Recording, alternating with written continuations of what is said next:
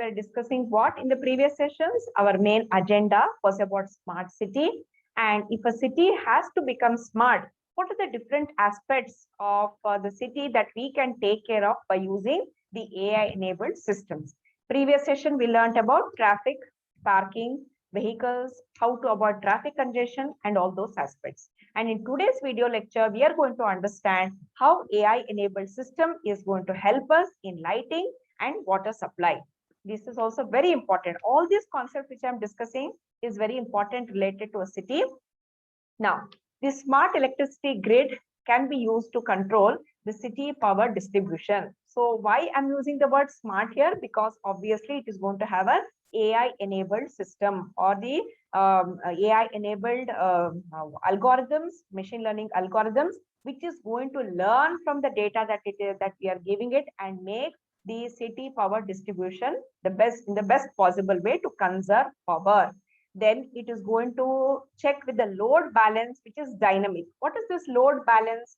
In some time of the day, the power consumption will be more, but in some times of the day, the power consumption will be less. So can you guess what it is?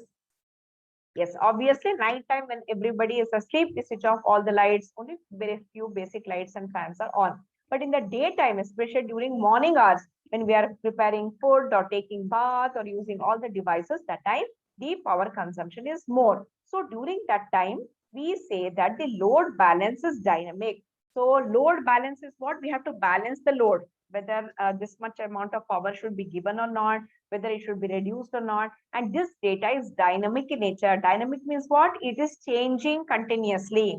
Then what else the AI-enabled systems can do? They can find patterns and trends in power consumption to assess adequate power usage. So over a period of time, data can be collected in a particular city or a locality or a community to know how much power consumption they are doing and in future what it is going to happen, or they can predict also.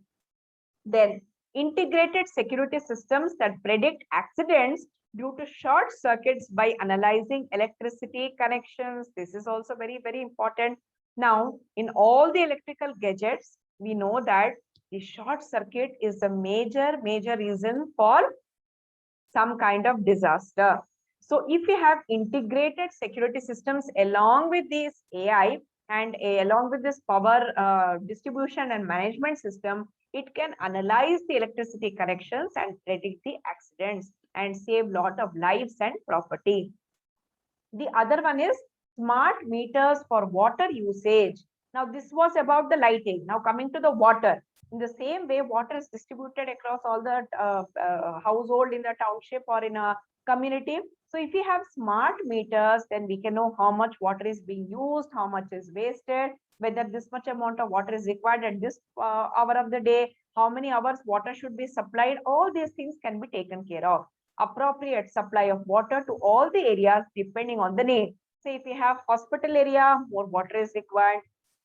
If it is a residential area, more water is required. But if it is a playground area, or if it is another type of area where not much people are there, very few people go for very limited amount of time, there the need will be less.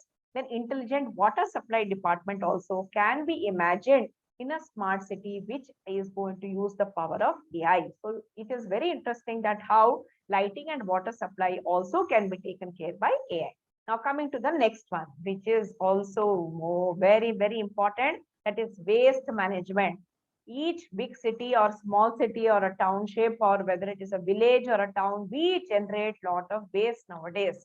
Now, waste management is a big headache for the city coordination people. Okay, so that the smart waste management systems to collect and discard waste can be used so that the waste is not littered and it is not going to use up the landfill and cause pollution also.